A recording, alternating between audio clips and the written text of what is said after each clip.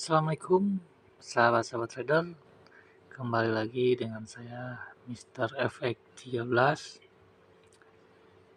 Kali ini saya akan sharing lagi mengenai cara menganalisa menggunakan Bollinger Band dan D marker. Kenapa saya menggunakan D marker? Itu untuk menggabungkan dengan Bollinger Band ya. Saya bahas dulu mengenai Bollinger Band. Nah, Bollinger Band biasanya dia sudah ada penembusan, maka dia akan melanjutkan.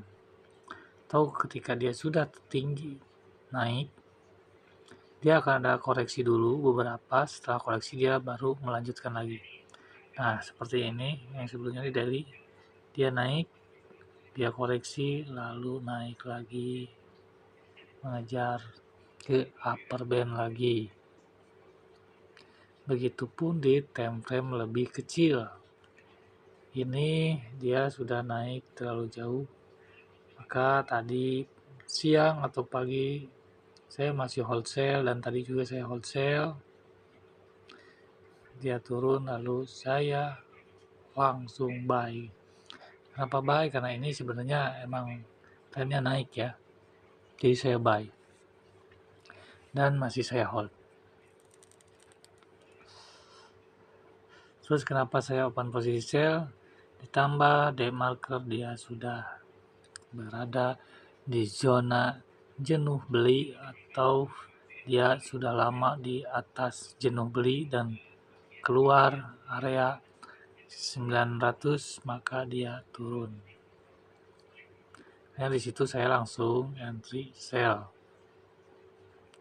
Alhamdulillah saya profit kali ini atau hari ini lumayan juga. Terus lalu kenapa saya open posisi buy? Nah, kenapa saya open posisi buy? Padahal news dia lebih banyak untuk penurunan. Karena saya meyakini setelah dia penurunan jauh atau koreksi turun jauh, dia pasti akan naik. Ditambah di sini ada bullish pattern yang mana candle sudah berada di atas middle band dengan gap yang pertama, maka bisa kita analisa atau kita prediksi bahwa hari ini dia turun hanya koreksi dan kemungkinan dia naik sampai ke upper band daily di harga 1952. Tapi saya pasang TP tidak terlalu jauh, makanya saya pasang di situ. Nah, itu cara menganalisa menggunakan Bollinger Band ya. Jadi kalau untuk menganalisa menggunakan Bollinger Band, kita bisa buy di sini, sell di sini. Tapi jika dia sudah tembus keluar jauh, kita juga bisa sell, tapi kita lihat dulu dia sudah melemah belum. Kalau sudah melemah baru kita sell, maka dia turun lalu dia akan naik lagi.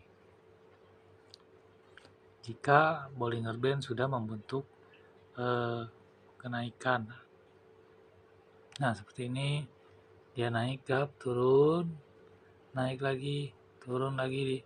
Namun dia tidak mampu ke lower band, dia nembus lagi 70%, naik lagi, turun lagi, naik lagi, dan turun lagi.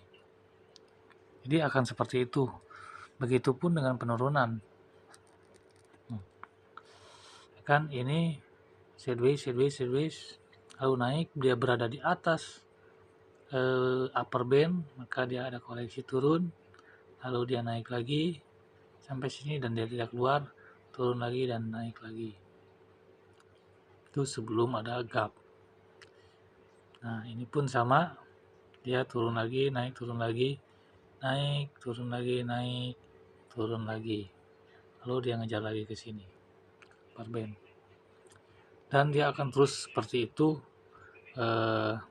ketika tren kuat ya. Tapi jika udah ada penembusan, makanya kita lebih aman tunggu di sini, mau buy atau sell di atas, itu lebih aman. Untuk di dalam middle band kita tunggu penembusan 70%, maka baru kita bisa open position sell. Itu pun harus murni satu candle.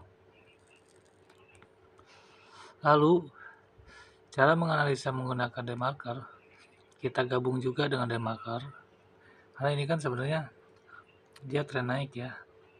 Terus kenapa saya sell? Karena di sini nih, di demarker dia sudah berada di titik jenuh, makanya saya sell. Dan di daily pun ini ada kemungkinan koreksi, ada satu candle merah. Bisa saja dia langsung naik kali ini, bisa juga dia akan membuat candle koreksi baru besoknya dia naik. Jadi seperti itu. Kenapa saya buy di sini? Saya bisa nunggu juga di sini di base untuk buy limit. Tapi saya ambil dulu di beberapa body atau setengah dari body. Saya ambil buy. SL dia di bawah, tetap SL nya di bawah. Kita ambil di bawah middle band. Itu untuk swing ya. Pokoknya kalau digabung dengan demarker tuh enak juga. Jadi kalau misalkan di demarker ini sudah berada jenuh, di tempat jenuh, kita bisa open posisi sell. Kita langsung eksekusi sell. Seperti ini, di sini dia sudah jenuh. Tunggu dia momen keluar atau menembus di BB juga, baru kita entry posisi. Nah, begitupun yang ini dia sudah jenuh, maka dia akan langsung keluar. Nah, di area sini tunggu si garisnya itu keluar di area antara 0.200 sama 0.900. Jadi ketika masih ada berada di sini, jangan dulu entry posisi, lebih amannya. Tapi nunggu dia keluar, baru kita open posisi sell. Begitupun dengan buy, nunggu dia keluar, baru kita open posisi buy. Nah, itu cara menganalisa menggunakan Bollinger Band dan demarker. Lalu untuk settingannya, Bollinger Band itu untuk periode 50 selisih 2000, terus aplikasikan untuknya masih tetap harga tipikal HLC garis miring 3. Lalu untuk demarker kita setting periode 14, pixelnya terserah.